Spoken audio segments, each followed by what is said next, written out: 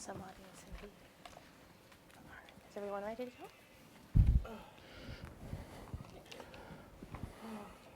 Hello, everyone, and thank you for joining us this afternoon to talk about this fascinating report that the Center for American Progress has produced on U.S. Egyptian relations. It's a very timely topic given how much Egypt has come up in the post-election and the sort of renowned status that Egypt has in the eyes of some in the current administration. I know some of you have introductions to some of our panelists, but I'm going to ask everybody to go around and just briefly introduce themselves to all of you. Hi, I'm Dan Benaim, a senior fellow here at CAP and recovering Middle East policymaker, having worked for Vice President Biden and in policy planning for Hillary Clinton. I'm Eric Trager. I'm a senior fellow at the Washington Institute for Near East Policy. I'm Mokhtar Awad. I'm a research fellow at the program on Extremism at George Washington University and used to work at the center, and glad to be back. Great. Daniel and Mokhtar, I'd like to know if you could start us off by talking a little bit about why you produced this report now, and what are some of the key takeaways that you hope readers will take from this vis-a-vis U.S.-Egypt relations. Daniel, if you could start us out. Sure, thanks Nancy, and thanks to all of you for coming, and to my co-authors and co-panelists. Look, this is a new moment in U.S.-Egypt relations, and no matter who had won the U.S. presidency, this was going to be a new moment, and I think it's even more so now. We began this research trying to figure out what came next after the Obama administration. We spent 3 weeks in Cairo this summer. This is actually CAP's fourth report in 4 years on Egypt, which we view as an important regional player, albeit in an evolving way. But also, as a progressive institution, we look at Egypt as a centerpiece in the larger struggle for basic dignity and rights and pluralism in the Middle East. We were fortunate while we were in Cairo to have a chance to sit and talk to President Sisi for 2 hours, but we also sat and talked to parliamentarians and intellectuals, business people. We traveled to Marsa Matruh in the Western Desert and to the Suez Canal. From President Sisi, we heard in what I thought were pretty bracingly frank terms about the country's shortcomings and deficiencies, not just in terms of its economic performance or regional stature, but politics and culture, but far less about his plans to address them beyond a very assertive approach on security. We heard a lot about a desire to have a strategic relationship with the United States, which President Sisi said raised with us the example of South Korea, but a little less on how Egypt would make the kind of journey that South Korea made toward economic dynamism and a more open politics. And we also heard from the president a kind of overwhelming sense of concern and preoccupation with the security threats the country was facing. While we were in Egypt, we saw, a country that was on track maybe to escape some of the worst fates of some of its neighbors, and that was not, as we saw it, and again our view was by necessity limited, was not hungry for another turn of the wheel or more unrest, but was kind of brittle from repression, and did have major gaps in its governance. We talked at one point to an MP who said to us, my district, which he represented in Parliament, has more people than there are citizens of the state of Qatar, but he had no counterpart in the municipal government of Cairo. We've seen during our visit and since Egypt taking real significant steps to stabilize its economy through reforms, but not exactly a long-term plan or a sense of where Egypt wants to head economically. And we saw a relationship that's been kind of buffeted by upheaval and mistrust. It was striking to me in getting started down this path that the previous 10 presidents before Barack Obama dealt with a total of 3 Egyptian presidents, and Barack Obama dealt with 4. I think this upheaval took a toll in terms of exhaustion, in terms of the relationship.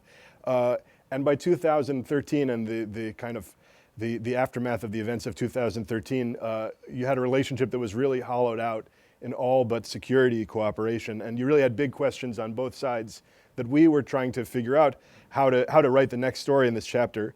On the Egyptian side, we heard from Egyptians who had themselves soured on the Muslim Brotherhood and didn't understand the U.S. posture in those years. We heard from Americans who didn't see the value proposition in maintaining this partnership if Egypt wasn't treating the U.S. like a partner or taking our advice, as well as moral and strategic concerns about the level of repression. Into this situation walked Donald Trump, who I think pretty quickly, even before he was elected, signaled that he wanted to change policy, which as reflected in our report. Basically, even before, on the campaign trail, he met with 2 world leaders at the UN General Assembly, and one of those 2 was President Sisi. And it's hard to overstate how different a signal this sent to Egypt.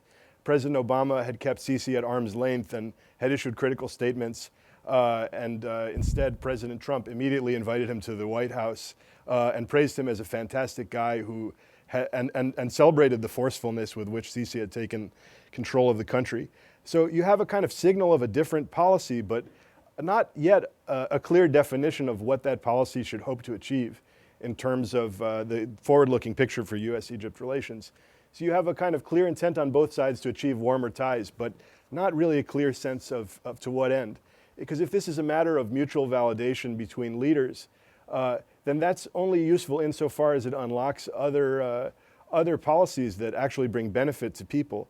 It could be, unfortunately, with President Trump, we have to face the possibility that a relationship like this actually enables repressive instincts on both sides.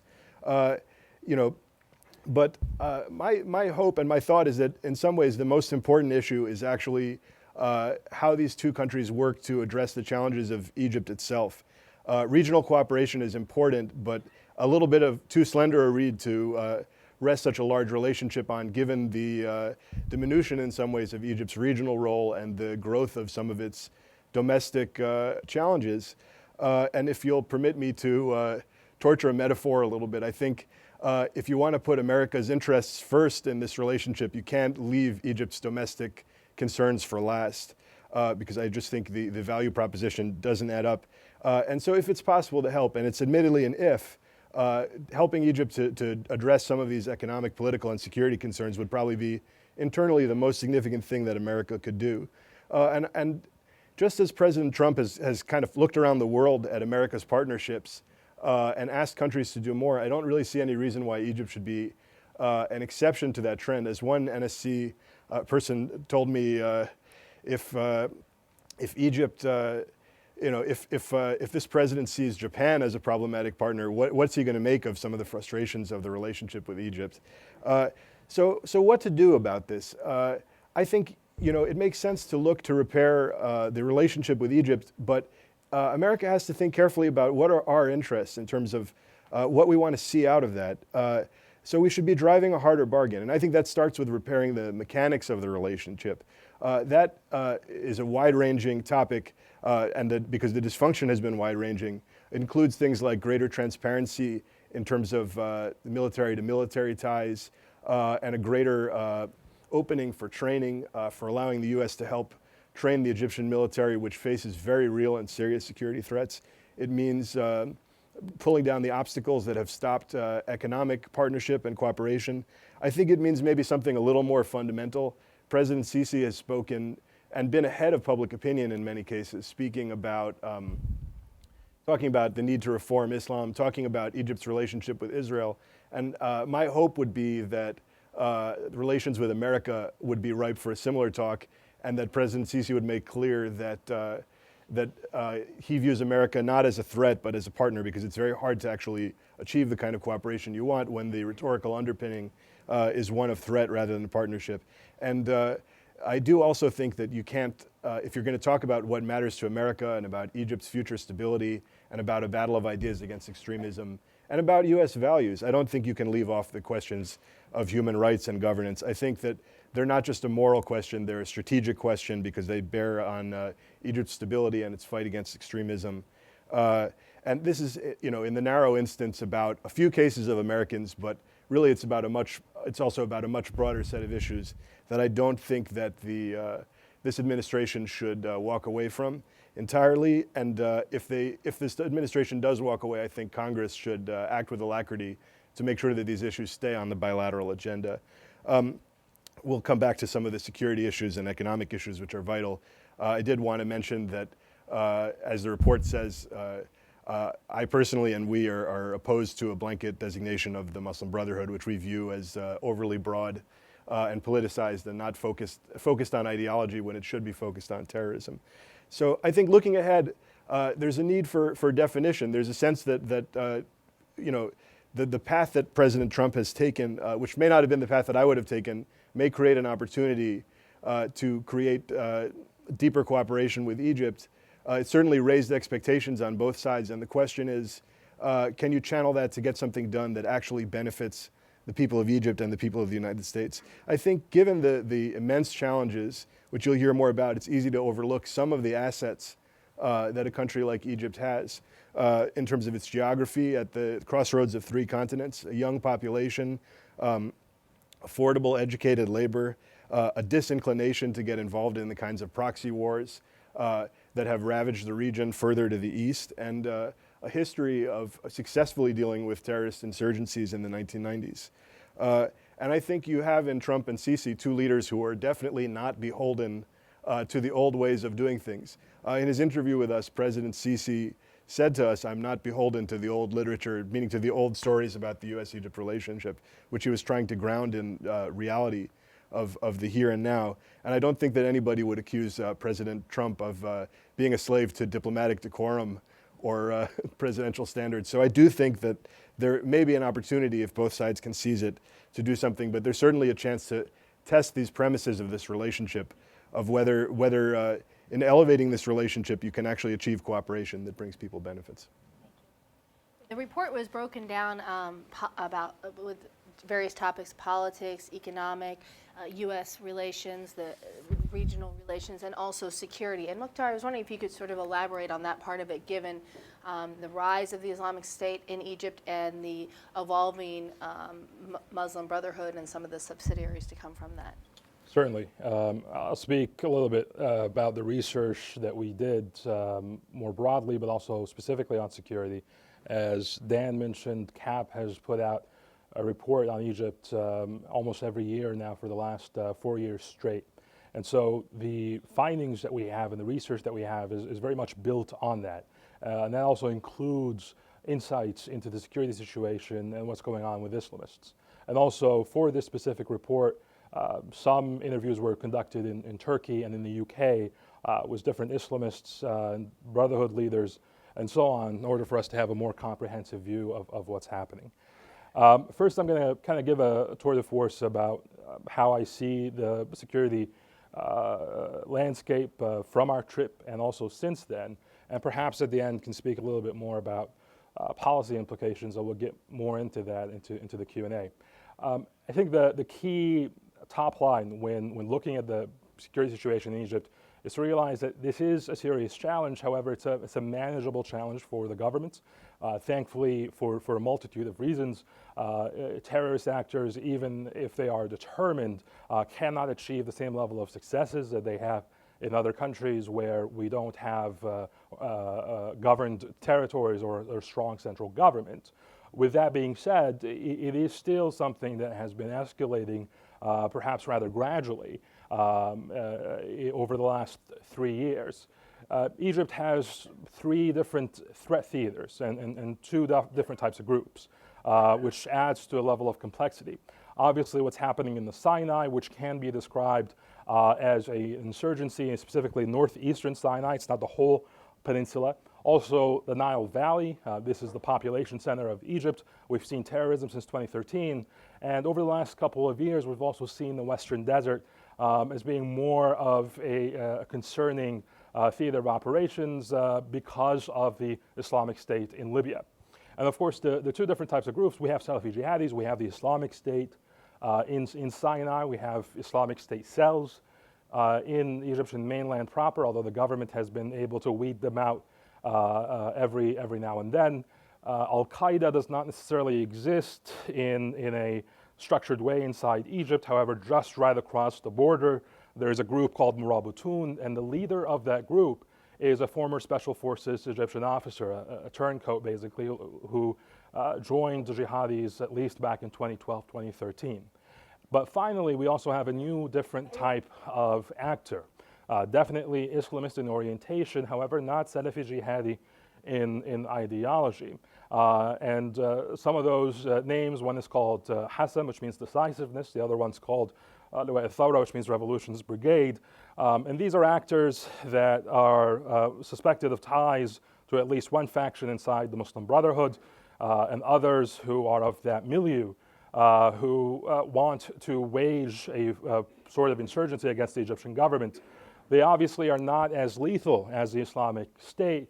However, they are perhaps a little bit more significant due to the fact that people positioning themselves, militant actors that position themselves as fundamentally closer to the Muslim Brotherhood interpretation of Islam, perhaps are more likely, it's easier for them to recruit more people inside the Muslim Brotherhood.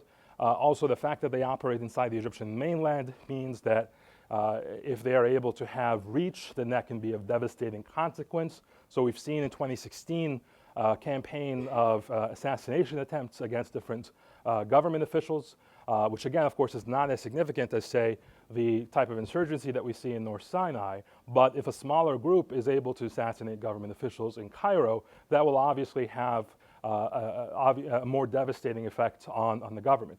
And so it's not a simple, one-dimensional security landscape in Egypt. And not to spend too much time, in our research, we were successful in trying to meet with different parts of the security establishment in Egypt to try to figure out what their assessment is, where they agree, where they might disagree. In general, in the Sinai, I think there is greater recognition that obviously this is a serious challenge. We've seen some improvements happening when it comes to how the Egyptian military prosecutes its counterinsurgency in North Sinai. However, there's still a lot to go.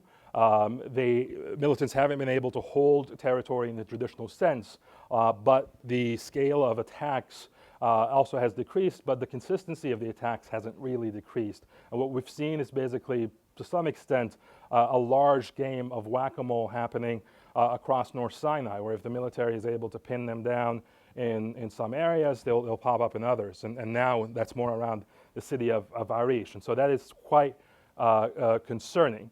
But in theory, the Egyptian government or Egyptian military seems to beginning to have the makings of a more comprehensive counterinsurgency strategy, but it still lacks, for instance, any kind of dedicated, centralized agency that's focused on counterinsurgency.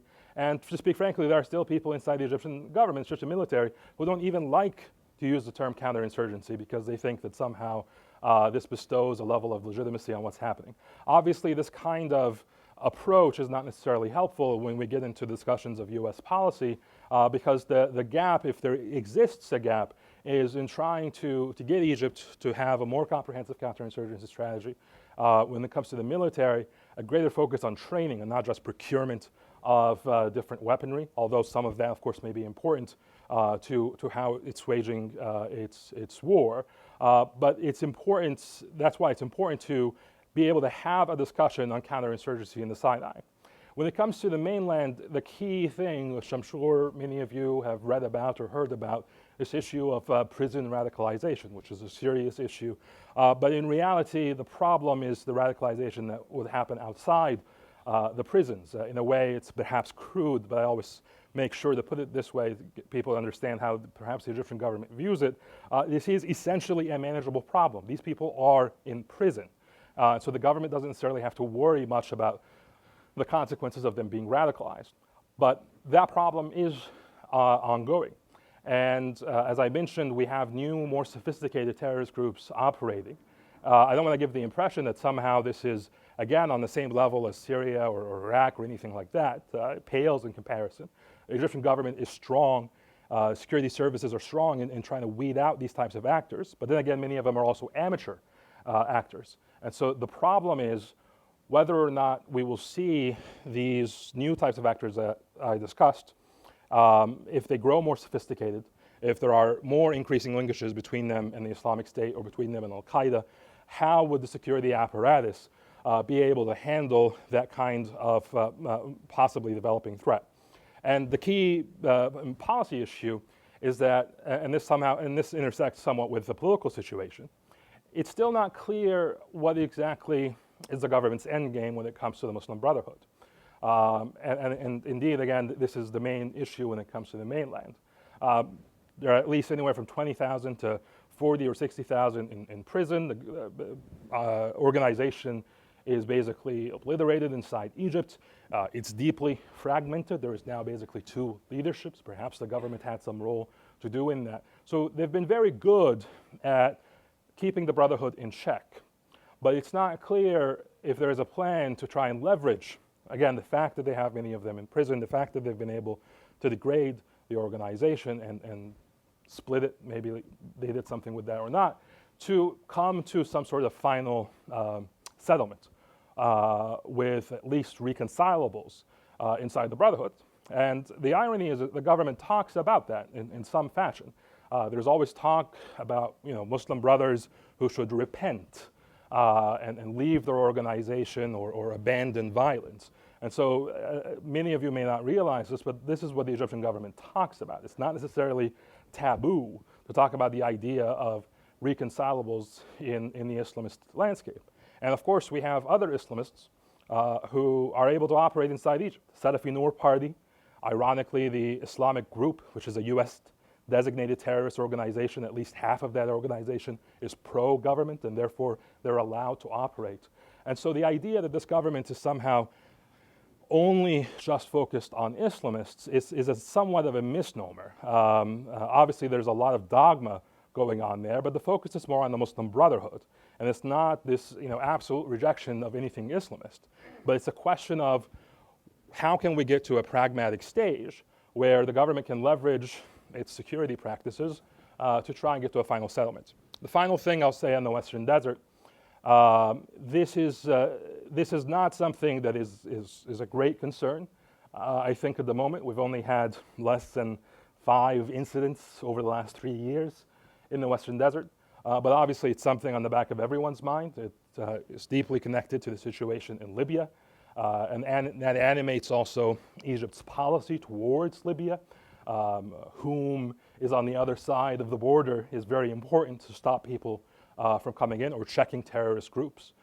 We were able to go out to Marsa Matruh and see that for ourselves, the kind of complexity that's involved there. And the key policy thing when it comes to the Western Desert is obviously the question of border security. And so these are the types of things that this administration will have to deal with. How to get to a successful policy of border security in the Western Desert. When it comes to the mainland, the issue of having a comprehensive counter-extremism strategy to stem radicalization and also figure out how to make sure the situation does not escalate. And finally, again, in the Sinai, how can we get to a stage where there is a comprehensive counterinsurgency strategy, where our people are able to have access into the Sinai, and there's a more constructive relationship when it comes to actually making things happen in the Sinai. You describe a very complex security situation, yet, Eric, when we talk about security in Egypt or ways that the U.S. can engage, we so often in Congress and in other parts of Washington talk about putting the Muslim Brotherhood listed as a terrorist organization.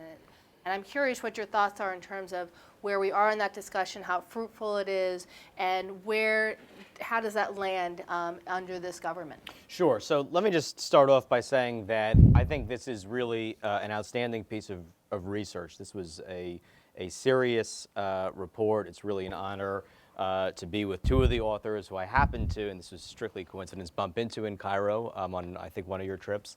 Of course, I know Nancy from Cairo when she was the bureau chief out there, so it's an honor to be part of this event.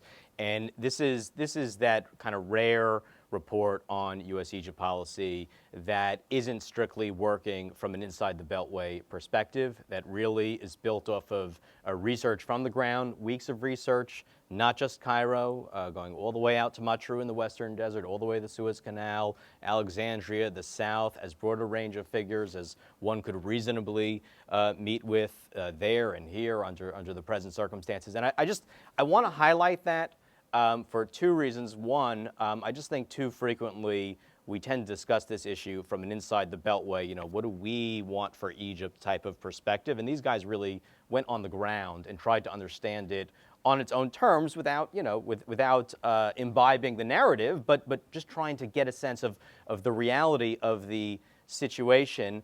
And secondly, because I think that let's be frank here, doing research in Egypt these last 4 years has become much harder.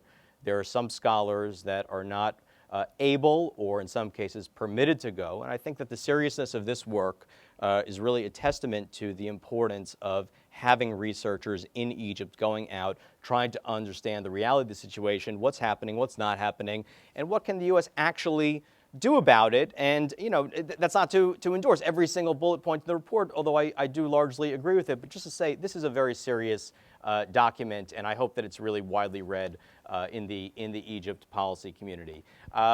Just to sort of respond to also a couple points, and then to get to the brotherhood question, I think that having come from Egypt myself 2 months ago, I was there in early December. The situation on the ground that this report captures very well is still unfortunately the case. There's a sense of drift in the country. There's a real sense of drift politically.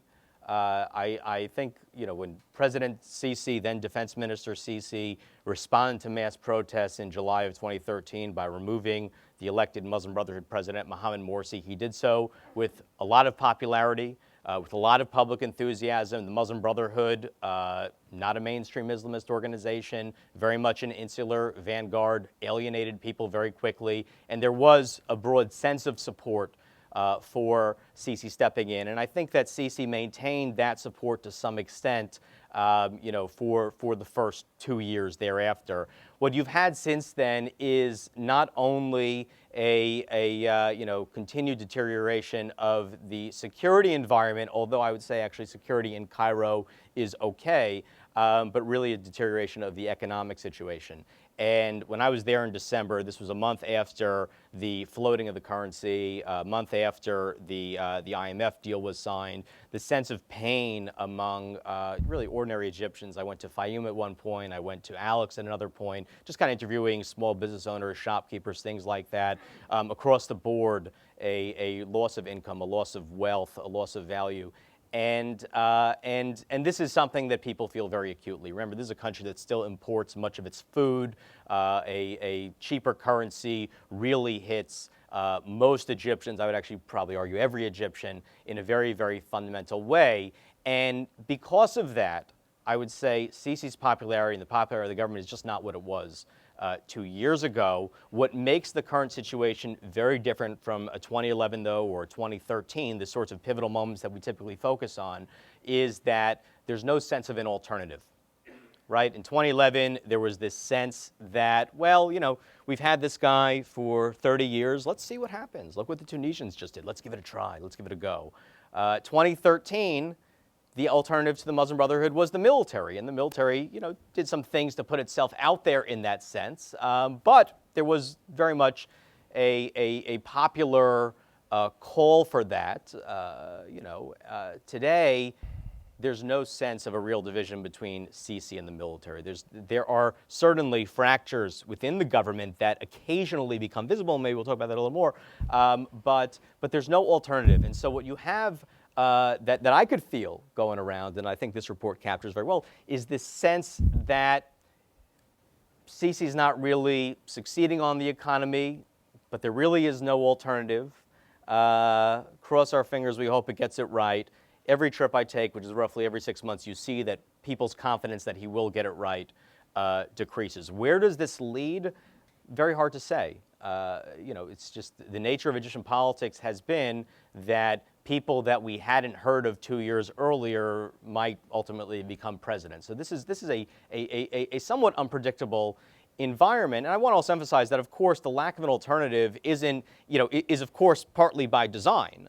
This is a situation in which the media has been increasingly consolidated through various security services, in which dissidents have been pushed out, and so it's by design that there's no alternative. But that lack of alternative really feeds this sense of drift. And what's very interesting and very important to watch, I think, for the current year, just in terms of Egypt's internal situation, is how Sisi manages that. What changes, if any, does he make? What good fortune does he find? You know, this is a country that so many times in its history has seemed to be on the brink, especially economically, and then it hasn't ultimately been on the brink. And I think that is the kind of thing that gives many people in the Egyptian government a sense of confidence, and that's certainly understandable. But there is this sense of drifts. 2017 is also going to be a very important year because, of course, it's the year in which you will see the extent to which and the way in which Sisi prepares for the 2018 presidential election. You'll see whether or not some sort of at least token, maybe not token, challenger emerges, whether it's from civil society or the security services or none at all. So just a lot of question marks, but this definite sense that one could feel in the country because of the economics, because of the political situation, that there's this drift. Now let's talk about the U.S. Egypt relationship, which is really what this report is about. I'm a believer that any conversation about the U.S. Egypt relationship should start with the simple fact that we are 6,000 miles from Cairo. Actually, Stephen Cook will correct me. I think it's 5,813. But we are very, very far away from this. The political trends of that country are dictated primarily by what's happening within that country. The question is, from 5,813 miles away, what can we actually change? What can we get out of this relationship? And that's where, Dan, I think you addressed that very well, which is that, look, if the starting point for the Trump administration is that Sisi can be a counterterrorism partner, that's not a bad place to start, because actually the U.S. and Egypt do have mutual interests against ISIS affiliates, for example, and have mutual concerns, to very different extents, about the Muslim Brotherhood. It's also where, as you point out, this is where the U.S. can be helpful in trying to help Egypt, better tailor its approach to the specific challenges it faces, encourage it more towards counterinsurgency. And I think it's very interesting to hear Sean Spicer's second press conference, in which he said that the U.S. is committed to the aid to Egypt, but then also mentioned that it's committed for its counterterrorism needs. Now, I knew what that meant, and you probably wrote what it meant, under the previous administration, which is that there was going to be a refocusing away from big weapon systems towards counterterrorism. It'll be very interesting to see what the Trump administration does, but the point is there is a space to work with Egypt on mutual security concerns. To the Muslim Brotherhood question, since it's the hot political question of the day, look, my view, and I know the view of both of you, is that the Muslim Brotherhood is an insular hate group that preaches bigotry towards Christians, towards Jews, towards Baha'is.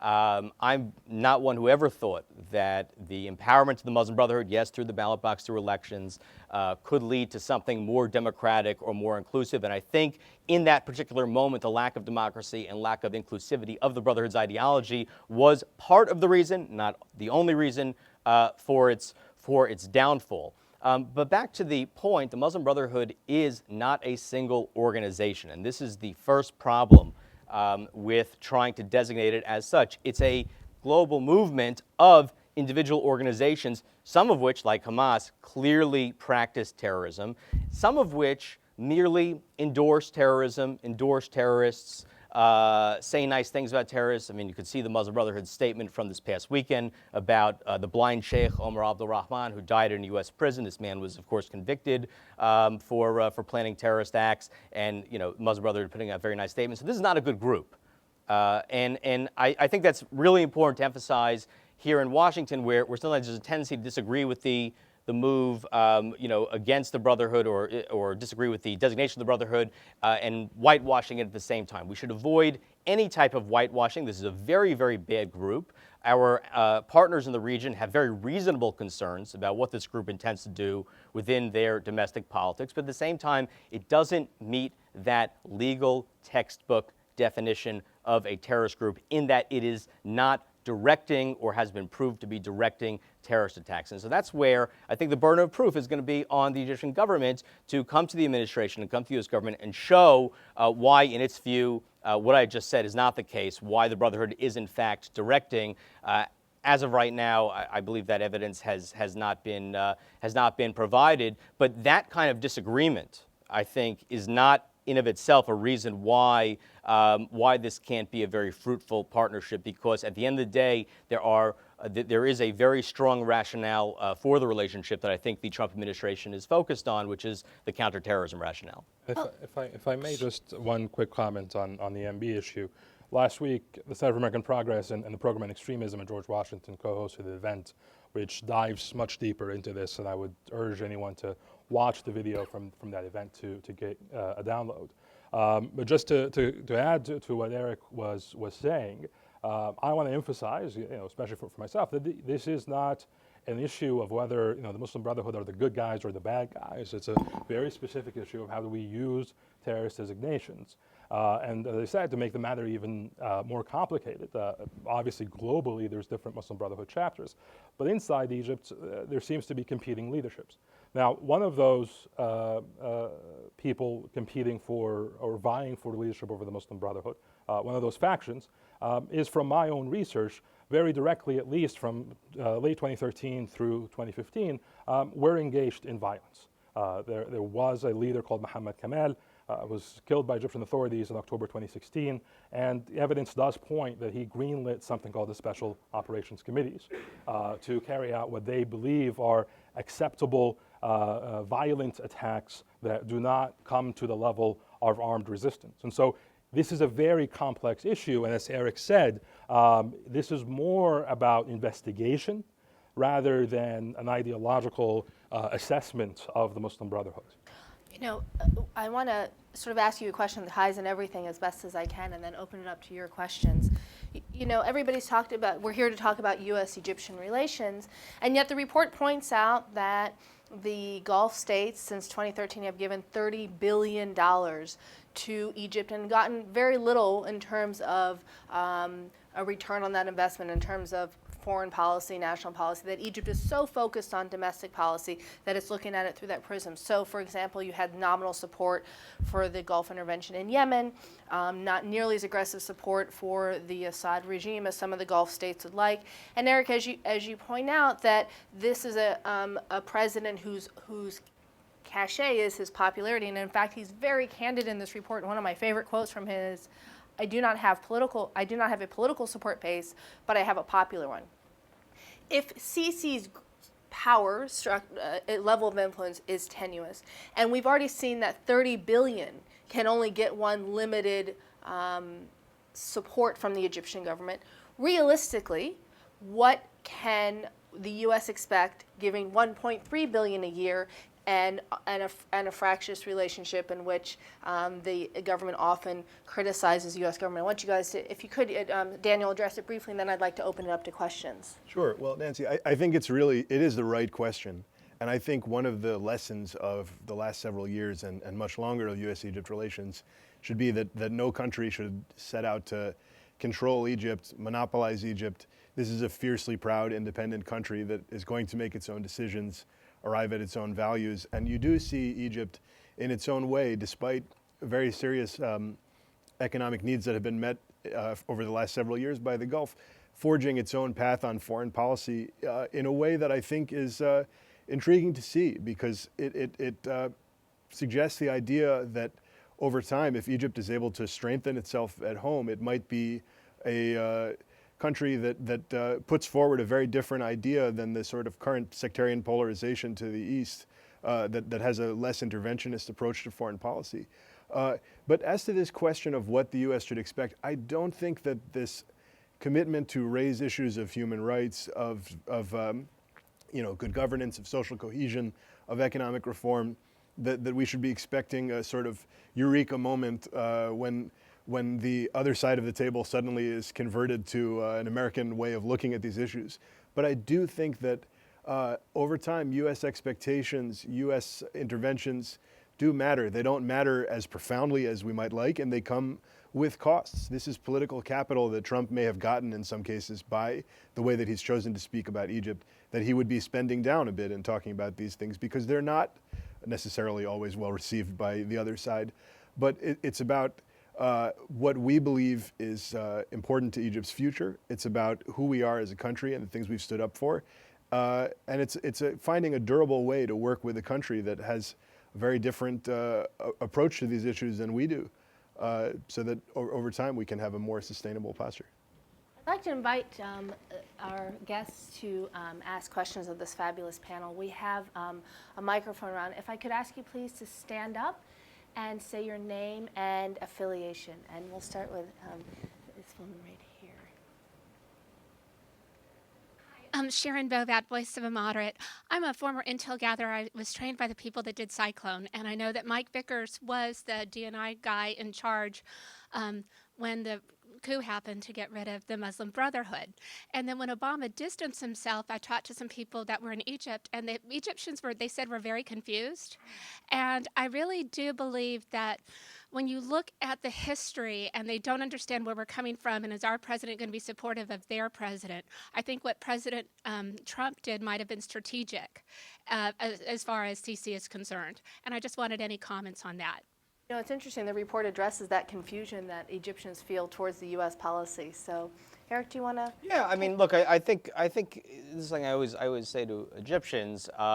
They were, and right, you captured this in the report, confused by the U.S. response, but be fair, Americans were deeply confused by what was happening in Egypt. I mean, you had an uprising against a dictator, then, you know, a transition led by the military, the election of a Muslim Brotherhood government, and only a year later, a second uprising, and the elected guy is toppled, which, you know, just reads very differently to an American audience than it does to an Egyptian one. And so I think that there was really confusions on both sides of the Atlantic and the Mediterranean on this one. And so that's the first thing I would say.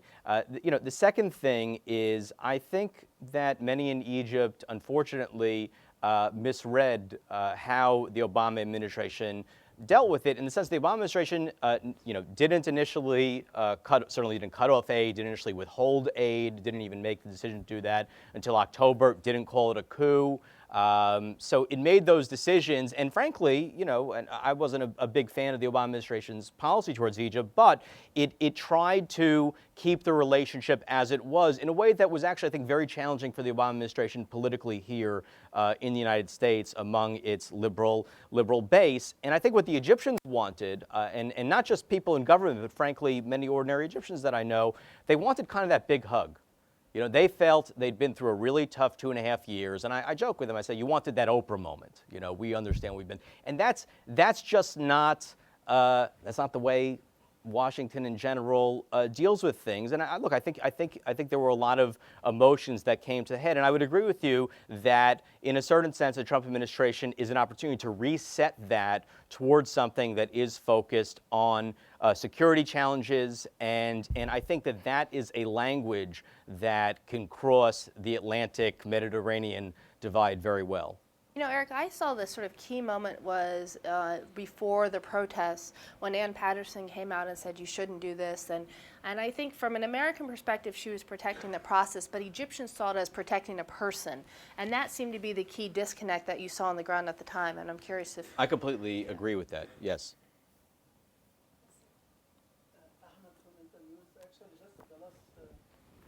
Point you just mentioned about the ambassador at the time, everybody think that she wanted to run the government and run the policy in Egypt. So it was giving a very negative thing which spoiled the Egyptian-American relation. Come back to what Eric said. I just said there is 2 points. One is I agree that the relation now between Sisi and President Trump is very good. But the problem, it is giving a very negative indication to Mr. Sisi that now is really restricting human rights and the NGO, especially in Egypt, which is encouraging by that Trump will be focused more on the security part and forget the human right part. And also what Alex said, I think I agree with you, there is, for many Egyptians, they don't feel there is another alternative to Mr. Sisi now, but not because there is nobody else, but I think the 5 years they suffered after the revolution, there was a lot of disarray, a lot of riots in Egypt, and there was a lack of complete security. That is, everybody now say, even with all these economic problems, we will suffer, but we don't want to repeat this period again. Thank you. Let me just say, I think you can parse the happenings of the middle of 2013 a lot of different ways, and I think several people's well-intentioned efforts were widely misunderstood and were in some cases willfully misunderstood to cement the rationale for a new political arrangement in the country. I think the important question for 2017 is what are we going to do now? Because this trauma that this country went through is increasingly receding to the past, and you're now 3.5 years from that fateful summer, and you will soon be more. And the question is that simply agreeing on that, simply having that Oprah moment, maybe, as Eric said, may feel good. But the question is, what are you going to do? How are you going to find a way to work more closely together to deal with real security challenges? How are you going to get from a kind of crisis management approach to each economic problem toward a kind of long-term vision? Because if the project really is a reconstituting of Egypt and some sense of national renewal, you can't get it done by fighting about the middle of 2013. You have to ask yourself, what is the country going to look like in 2030?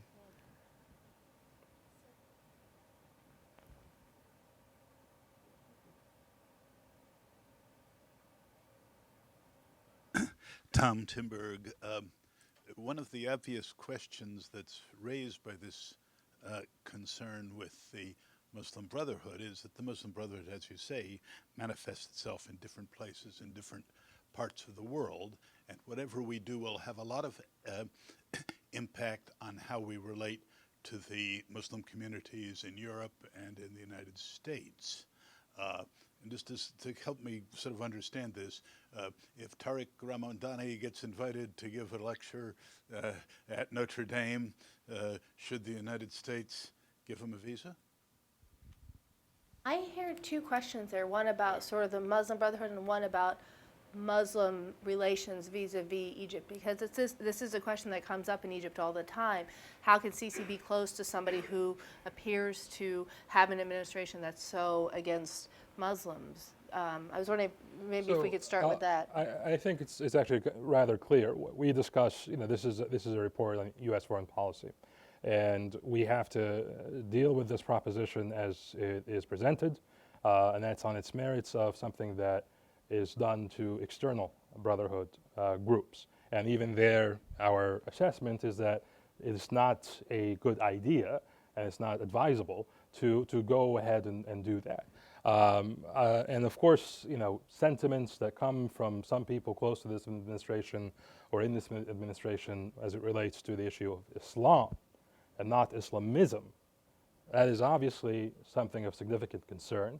It has to be addressed in the public messaging of the United States, because it's not an issue that just relates to the Brotherhood, but also our relations with Muslim populations in different countries. And so these, to me, are actually kind of separate issues, but I do understand that obviously there are some people on the fringe who wish to somehow use a Muslim Brotherhood designation, even if it's specific to one group, to somehow go after American Muslim organizations. And the problem is we already have Hamas designated as a terrorist organization. And as I always say, if these individuals are really committed to do that, they can go ahead and do that using the Hamas designation by trying to tie American Muslim organizations to Hamas. So this is an issue that we're probably going to have to think about some more, even if the Muslim Brotherhood is not designated. And let me just say, I do think it's been fascinating to watch countries and their governments in the region deal with this immigration restriction, this so-called Muslim ban. The countries that it doesn't apply to, who have been rather quiet about it and seem to have made a decision that either that this applies to others and therefore it's not their problem, or that it's better to kind of keep their powder dry and discuss it privately. I think that is probably an issue that plays worse with societies than it does with states. And to the extent that you ultimately have to look for public support, or the leaders that you're looking to deal with have to look for public support from their societies, steps like these are you're less likely to find that support for working with America. And frankly, I just think it's contrary to American values, and on those grounds alone, we shouldn't do it. Yes, sir.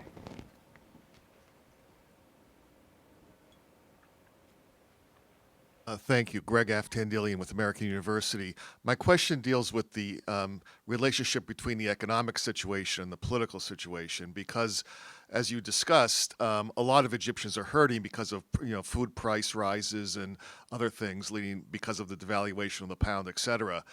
And I'm curious how the Sisi government is going to approach this politically, because there has been a tendency, we saw this in the Mubarak era, where when the government gets very nervous about the economic situation, the natural inclination is to tighten, not to loosen. And so are we going to see just more of the tightening over the next few years because of this economic situation? Or is the government thinking that perhaps as a safety valve measure, they need to open it up a little bit to let people at least air their grievances? Thank you. Yeah, I don't see anything to suggest that they're going to open the safety valve to allow people to air their grievances. To the contrary, I think that the worse the economic situation gets, the more the pound falls. Although it's risen in the past few weeks, which is obviously a very good sign, and one that many in the business community sort of expected, but also very much hoped for. But no, I don't think you'll have an opening of the safety valve, because there's this fear that anything due to the broad frustrations might spark that next round of upheaval. And there's a line that is in the report that I think is really worth highlighting here, which is that Sisi, and I think this is true from the time he removed Morsi, has been in a kill or be killed struggle. Yes, with the Muslim Brotherhood, primarily as, to the extent that that was at one point a unified entity, it's not anymore. But frankly, someone who is very aware of recent Egyptian history, was the director of military intelligence in 2011, was the defense minister of 2013, has had a front row seat, and very much understands that that next spark, that hypothetical next uprising, would make him the target.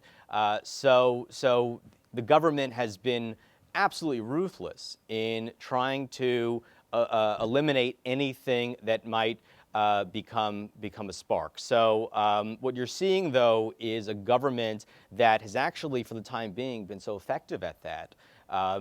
Both because of the way its security services have worked, but also because there is, I think someone mentioned it, this broader concern that that next spark, that next uprising could make Egypt like Syria, could, the broader regional context in which Egyptians are living could come home, and Egyptians obviously don't want that by and large.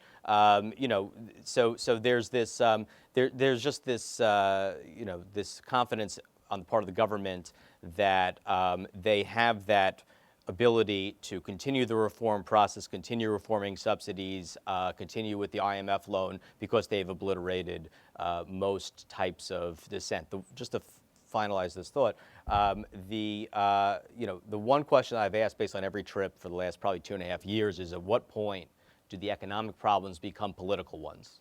It's always the same question. And I never get a good answer to that, because people don't know, and frankly, I think people are afraid to imagine what that answer might look like, and that is what also sustains the Sisi government at this point, that fear of what might come next, and that it would only be worse. I mean, that's ultimately the lesson that I think many Egyptians have drawn from what we call anachronistically the Arab Spring, which is that uprisings don't necessarily make things better, they can make things much, much worse. In the report, it summarized it as too big to fail, which I thought was interesting, this consensus that had come about Egypt's economic state. I think we have time for one more. In the back here.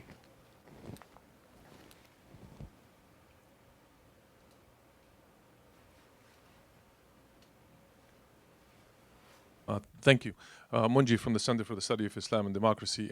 Two quick questions. One is about the comment that Mokhtar, you said, the fringe groups who are trying to use the designation to go after some of the major Muslim organizations. I mean, those fringe groups are not fringe anymore. Some of them are in the White House.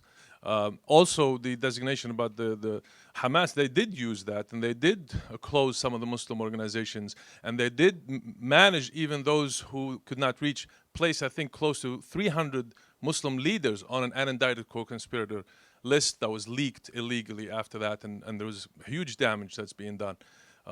about the lack of alternatives in Egypt, to Eric's point, don't you think that the lack of alternative is coming from the lack of political space, and maybe that's where we should put some pressure so we can create some alternatives? It was a comment, so. You think it's a lack of political space, gentlemen? Well, look, I think what you do have is a sort of self-reinforcing cycle where repression, a fear of this kill-or-be-killed conflict that Eric described, makes it very difficult to open up political space to anyone in the eyes of Egyptian leadership, or to take difficult economic reforms, which in turn exacerbates the conflict. They have taken some significant economic reforms, but slowly, haltingly, and we'll see where that goes. But I think you have basically like a quietism that prevents the kind of dynamism that you would need to engage in the longer-term project of national renewal. And I do think that is a serious and cross-cutting problem that overlays the economic, political, and security issues, which are all linked, because in some ways that underlying kernel of fear of the Muslim Brotherhood and instability kind of courses through each of them and informs the decision-making of all of them. Well, I must say I haven't read a report in a long, long time that was so succinct and so rich in detail in terms of capturing the current political situation in Egypt. It's just fascinating to see Sisi's candor mixed with these wonderful details and threads that are put together about the situation in Egypt. And so I think this discussion has been equally informative, and I just want to thank our panelists and all of you for your wonderful questions, because I don't know how we could have gone through more topics in a faster time than with such a wonderful panel and such great questions. So thank you to all of you, and thank you to our panelists, and please join me in a round of applause. Thank you.